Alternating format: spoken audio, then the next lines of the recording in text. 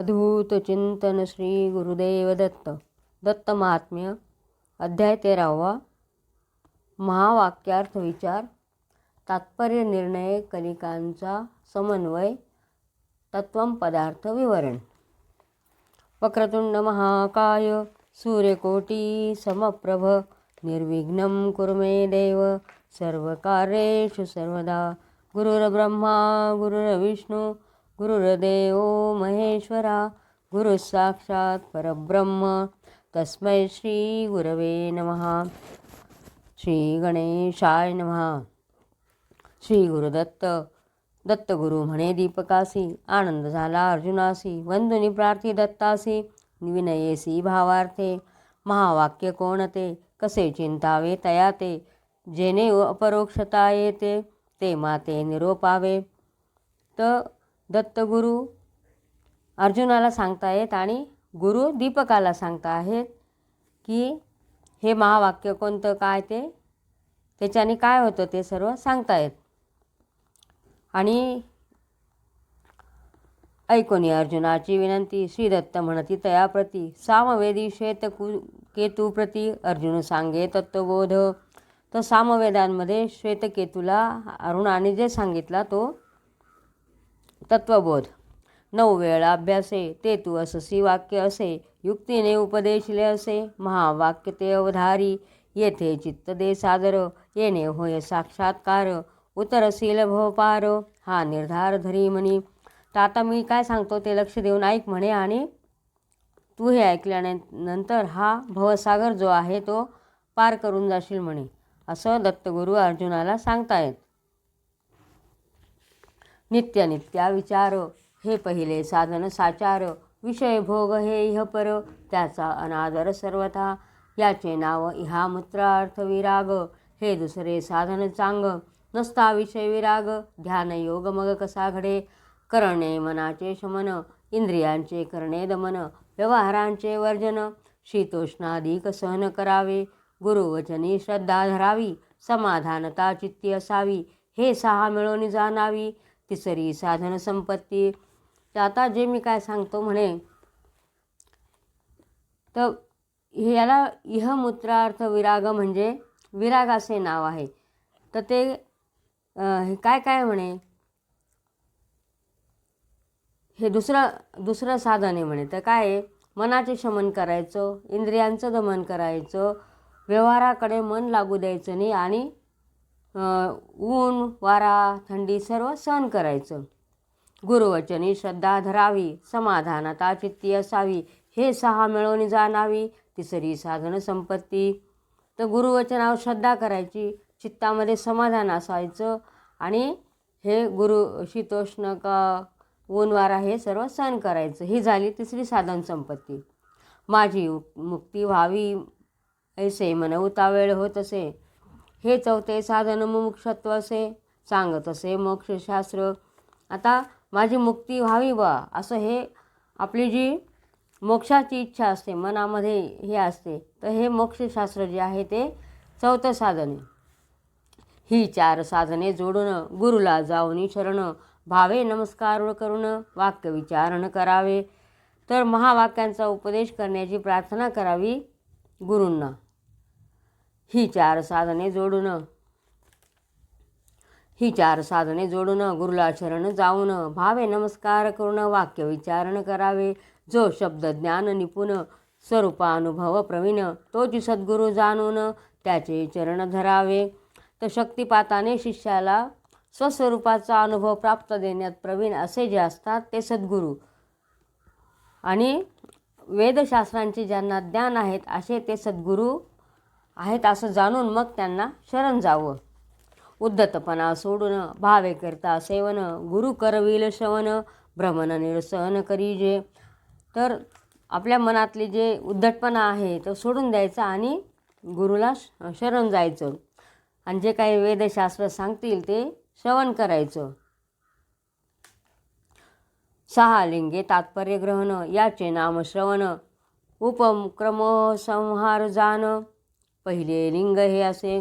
तो उपक्रम उपसंहार हा अभ्यास, अपूर्वता फल, अर्थवाद, उपपत्ती, गुरु हे 6 श्रवण शिष्याला गुरूंकडून ऐकायला मिळतील.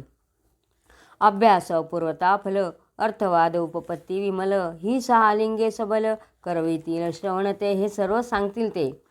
जे हे जगत पूर्वी सद्रूप होते ब्रह्म अरूप अद्वितीय एकविपाक असा उपक्रम करून. तर ज्याला रूप नाही असे आणि ब्रह्म्याशिवाय दुसरे काहीच नाही असं ते हे सर्व उपक्रम जाणून एकरस आहेत बा असं मानावं. हे सर्व जग ब्रह्मात्मक हेचे आपले रूप एक. आत्मा सत्य आहे हा विवेक उपसंहार करावा. तर ब्रह्म काय सर्व एकच आहे. उपक्रमोपसंहार मिळवून अर्जुन आहे एकलिंग जाण. आता अभ्यासाचे लक्षण जाण ऐक सांगेन निश्चय. तर हे सर्व हे एकलिंग झालं. आता अभ्यास काय ते बघ म्हणे. शरीर हे अन्नमय त्याचे कारण तोय. त्याचे कारण तेज होय त्याने त्याचे सद्ब्रह्म होय कारण. तर शरीर काय आहे अन्नमय आणि त्याचे कारण काय आहे पाणी. आणि सत्य हेच जगाचे मूळ कारण आहे. सन्मूल ह्या प्रजा जाण सत्प्रतिष्ठा सदा यतन हा एक अभ्यास जाण दुसरा अवधारण करी. तर सत्य हेच अधिष्ठान सत्य स्वरूपातच राहणे हा दुसरा अवधार झाला म्हणे. या सर्व नद्यांची खून नामरूपाने केवळ जाण. कृष्णा गोदा नर्मदा गंगा म्हणून करीती जनव्यवहार. त्या समुद्री मिळता जाण त्यांची नामरूपे ओळखील कोण. तसे ज्ञानाने ब्रह्मलीन होतालीन केवी भिन्न जीव होय. तर कृष्णा गोदा नर्मदा गंगा म्हणून ह्या ज्या काही नद्या आहेत त्या सर्व त्यांचे नावं वेगवेगळे आहेत. परंतु त्या जर समुद्राला जाऊन मिळाल्या तर त्यांना ओळखतील का कोणी वेगवेगळं असं. तर त्या सगळ्या एकच फक्त समुद्रच म्हणता येईल त्याला. त्याप्रमाणे ज्ञानाने जर आपण ब्रह्मामध्ये लीन झालं तर ते हे जरी तत्त्व सगळं वेगवेगळे आहे परंतु हा जीव एकच आहे. तो सगळा ब्रह्म्यात लीन होऊन जातो. हा दुसरा अभ्यास. आता तिसरा. हा दुसरा अभ्यास. आता तिसरा परिस आता तिसरं सांगतो म्हणे मी. मधुकरा आणती पुष्परस नाना वृक्षांचे यत्नाने ते सर्व एक होता त्याला येईल मधुरता. मग एक रस होता हे ओळखता न येती. आता भ्रमर असतात ते मधुमाशा असतात त्या निरनिराळ्या फुलांमधून मध गोळा करून आणतात आणि ते एकाच ठिकाणी ठेवतात. तर आपल्याला ओळखता येईल का कोणत्या फुलाचा मध कुठून आणलेला आहे ते. तर नाही. तसं त्याप्रमाणे तेवी जीव सद्ब्रह्मी मिळता जाण कसा ओळखील कोण. हा तिसरा अभ्यास पूर्ण करी अवधारण चौथ्याचे. तर आता जसा जीव ब्रह्म्यामध्ये एकरूप झाला तर तो वेगळा होईल का. तर हा एकच झाला. तसं हा तिसरा अभ्यास झाला म्हणे. आता चौथं बघ म्हणे.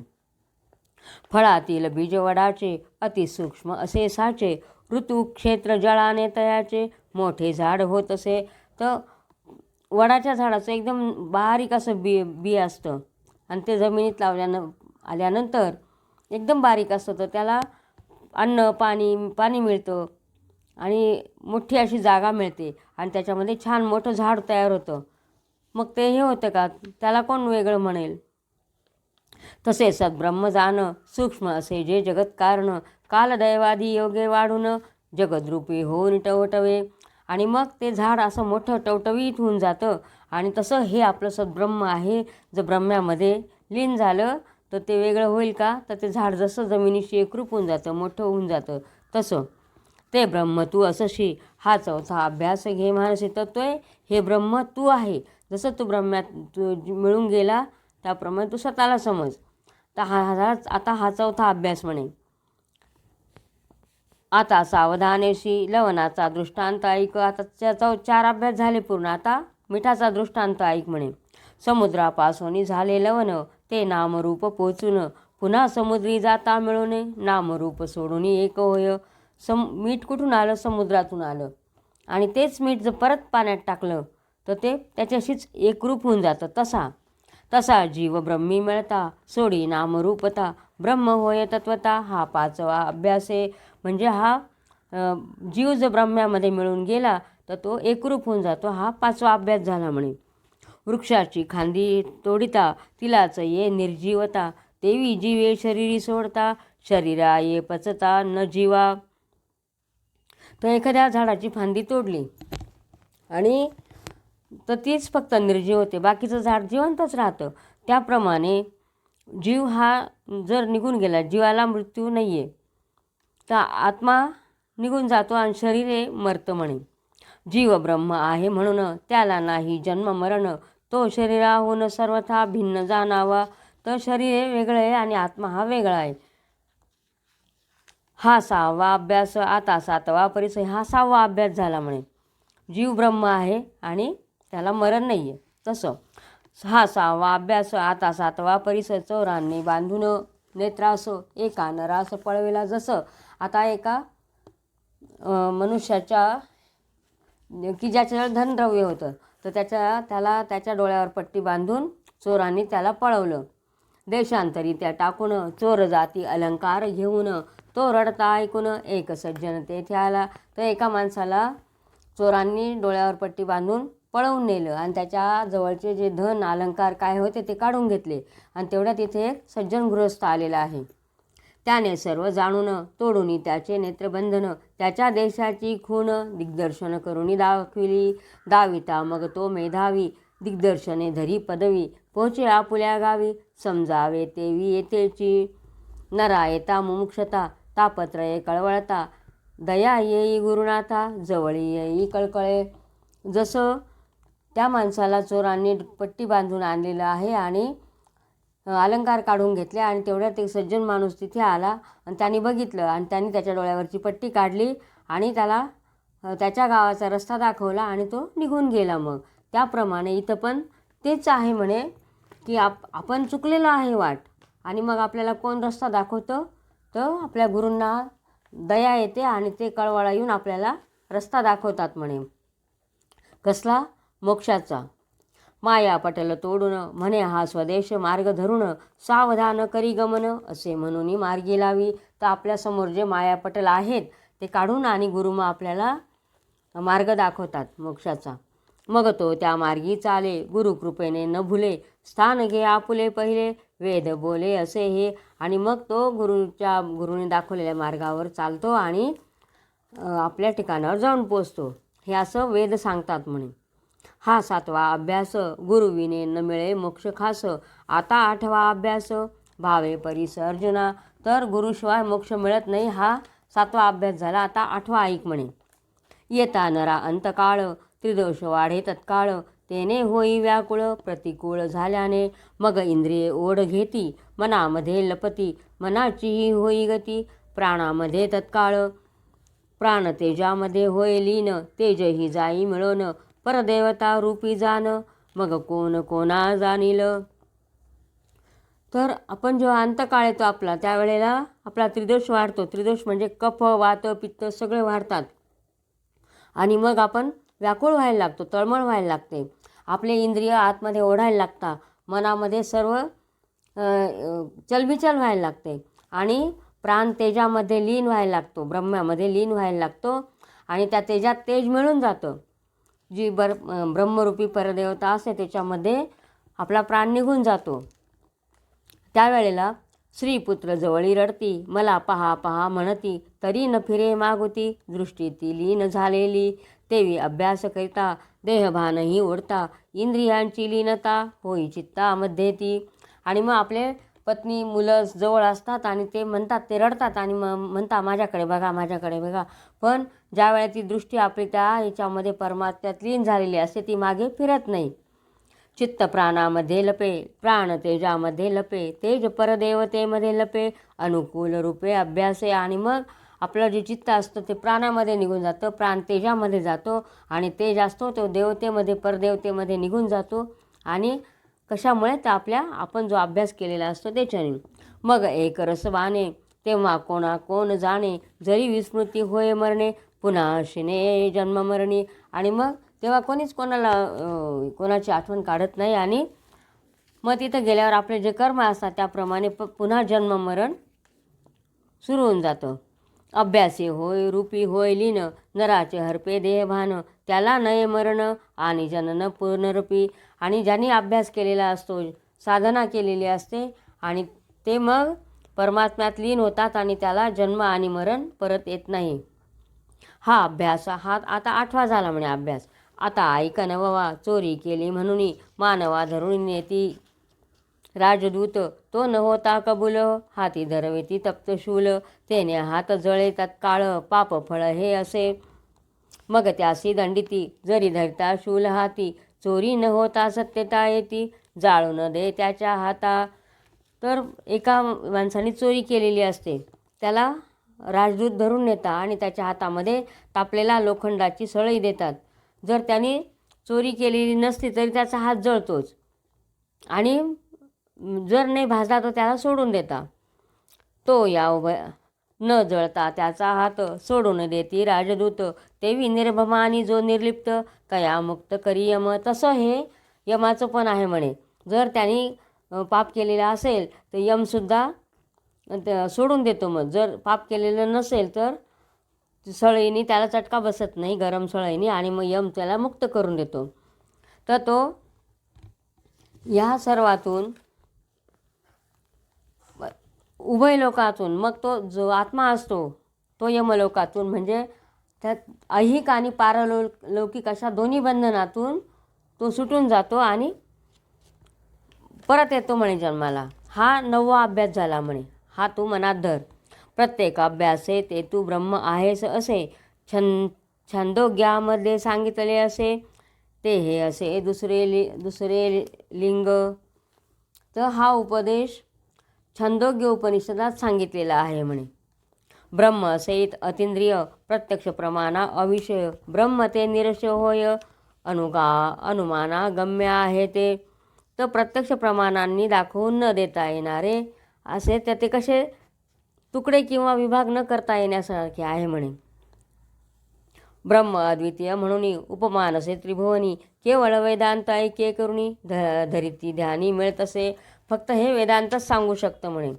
त्याला म्हणती शब्द प्रमाण, अखंड एकार्थ रसज्ञान, शाब्दे होय नराजान, ही खूण तिसऱ्या लिंगाची. तर अखंड एकार्थ रसाचे जे ज्ञान होते हे तिसरे लक्षण. एवं विज्ञान होता प्रारब्ध भोगुनी सरता, ये वैदेह कैवल्यता, चौथे हे लिंग म्हणती.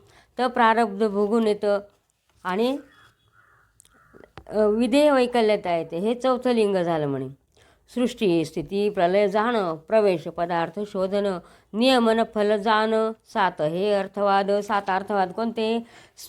सृष्टी स्थिती प्रलय, प्रवेश पदार्थ शोधन, नियमन फल, हे काय झाले? 7 अर्थवेद झाले. हे 7 मिळवून अर्थवाद एक जाण, सर्वांची उत्पत्ती ब्रह्म्यापासून, ब्रह्मरूपी स्थिती होय, ब्रह्मरूपी प्रलय जाण, जीवरूपे करी प्रवेशन, एक व्यापक असून प्रवेश करी सर्वदेही. तर अरूप हे निराकार आहे, तर त्याचे प्रतिबिंब तरी कसं पडेल म्हणे हे.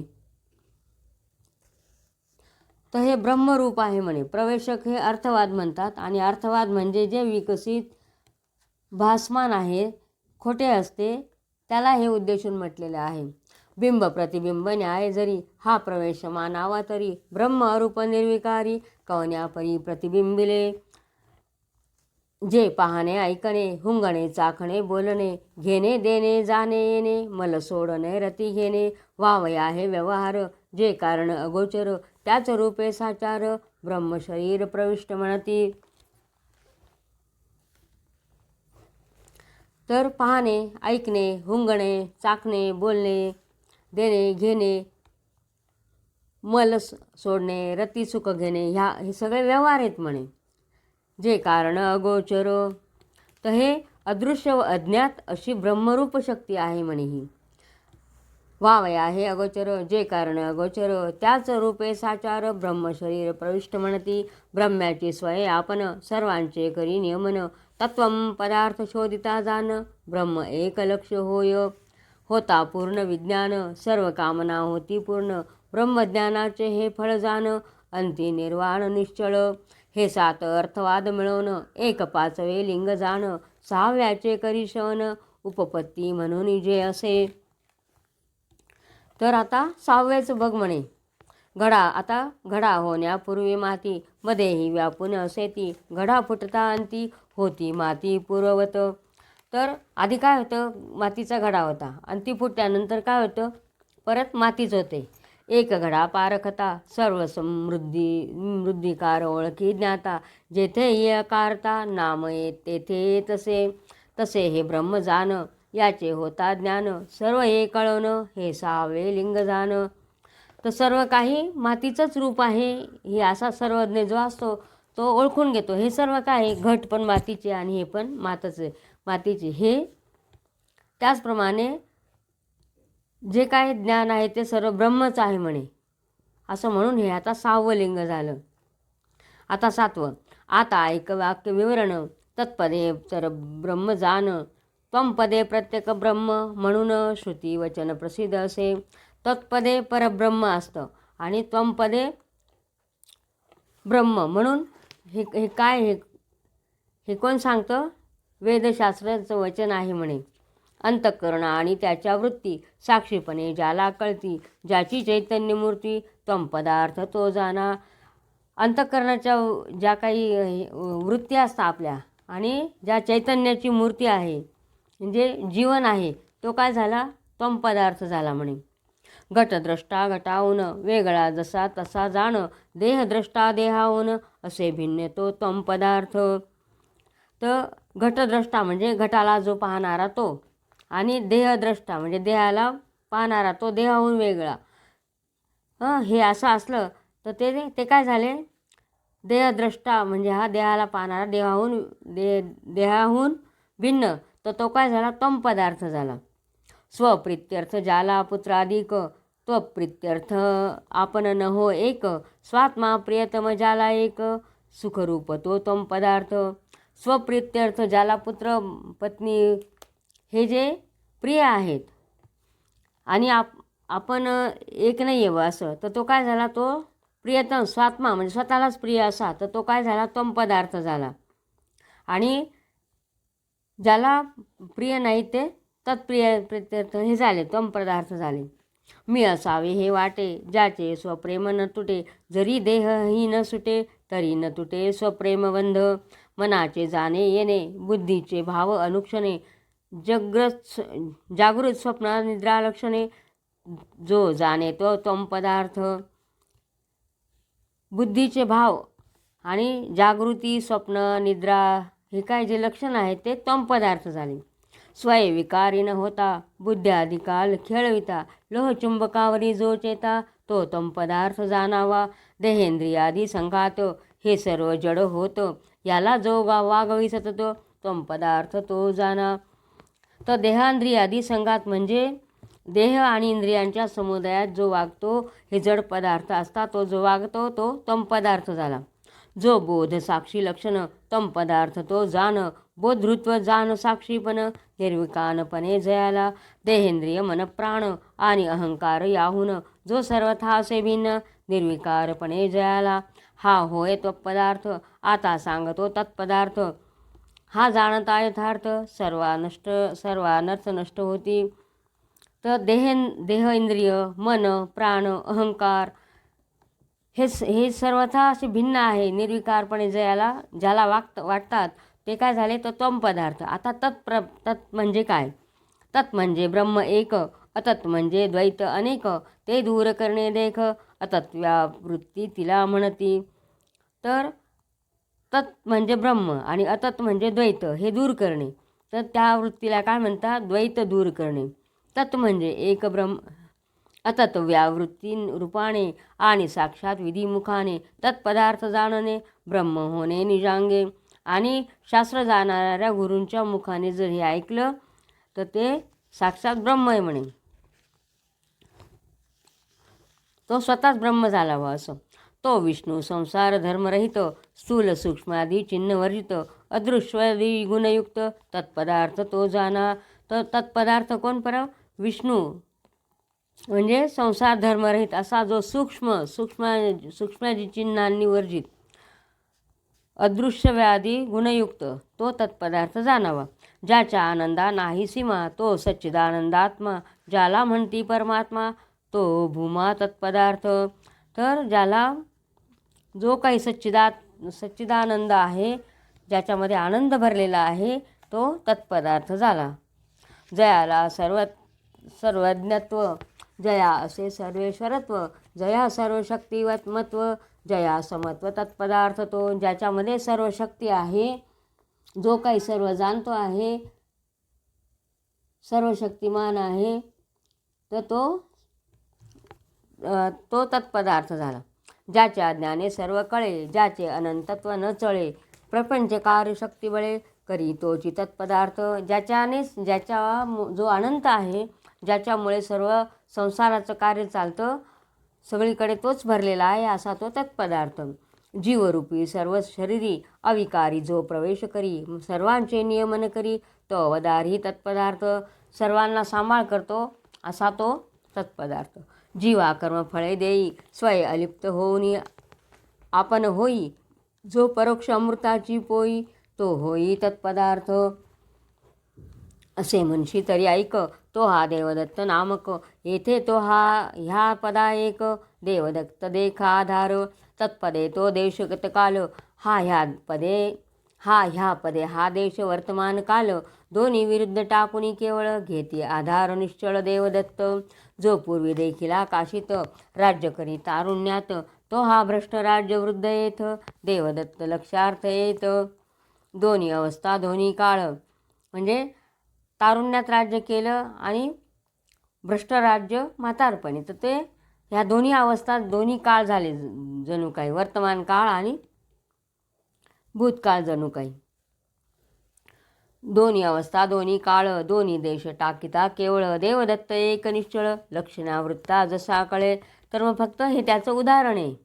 तेवी किंचितत्व म्हणजे किंचिद्यत्व म्हणजे जीवपणा, सर्वज्ञत्व, अपरोक्षत्व आणि परोक्षत्व, जीवेश्वराचे टाकून एकतत्व, लक्षार्थ रूप ते घ्यावे. तर कोणते जीवपणा, ईश्वरपणा, अल्पज्ञानवीपणा, जीवपणा, सर्वज्ञानीपणा किंवा ईश्वरपणा.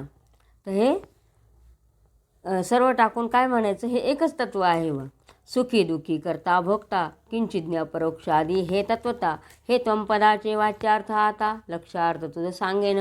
असज्जड दुःखरूप देहादिक तत्प्रतिकूल सच्चिदानंद रूपक, प्रत्यगामा स्वयंप्रकाशक, लक्षार्थ तो एक त्वंपदाचा. ज्याचे सर्वज्ञत्वादी गुण, जो त्वत्पदा वाचार्थ जाण, जे सत्यज्ञानानंदादी लक्षण, ते लक्षार्थ जाण तत्पदाचे. तर खोटं, जड, दुःखरूप हे सर्व ईश्वराचंच जे काय आहे ते सत्य. लक्षार्थ जे अवरोध, ज्याचे सर्वज्ञत्यादी गुण, ते त्वद्वाचार्थ जाण. लक्षार्थे अविरोध, वाचार्थे असे विरोध, म्हणून लक्षणावृत्ती निर्बाध, अखंड कर सबोध. मूळ अर्थ टाकून त्याचा जो काय आहे तो अर्थ लक्षात घ्यायचा. जी स्वार्थ त्याग करी, जी जल लक्षणा निर्धारी, गंगेवर गोठा जे येथे द्यापरी, स्वार्थ न सोडून तीर लक्षणा. लक्षार्थ एक असल्यामुळे जल लक्षणा येथे न जुळे, स्वार्थ न सोडिता न अन्य घेई बळे, अजल लक्षणा ती होय. तर मूळचा अर्थ न सोडता दुसरा अधिक काही अर्थ घेणे, म्हणजेच भाग त्याग लक्षणा म्हणजे तत्पदा वाचार्थ ईश्वर आणि त्वंपज वाचार्थ जीव, यांचे आपापसातील जे विरोधी धर्म सांगितलेले असतात, हा तेवढ्या भागाचा त्याग करून लक्षार्थ विचाराने त्यांच्यात एकता जाणावी, असं हे अजल लक्षण होय. जे विरुद्ध लक्षार्थ ते न सोडिता ये अनर्थ, म्हणून जी करी स्वार्थ, जद लक्षणा ती घ्यावी. विरुद्धांश तत्वं पदाचे सोडून अविरुद्धांश त्यांचे घ्यावे, हे तत्ववाक्याचे जाणती साचे ते तरती. आणि मग तत्वत्वाम या दोन्ही पदार्थातील विरोधी गुण लक्षणे टाकून जे अरूपी हे त्या महावाक्यातील गुण जे जाणतात तेच तरतात. योगाभ्यासे मन स्थिरावनी हे करिता ध्यान, तत्काळ तुटवणी बंधन, मिळे स्थान आढळते इति श्रीमत्परमहंस वासुदेवानंद सरस्वती कृते श्रीदत्तमहात्म्ये त्रयोदशोऽध्यायः। श्रीगुरुदत्तात्रयार्पितनमस्तु। अवधूतचिन्तन श्री गुरुदेव दत्त।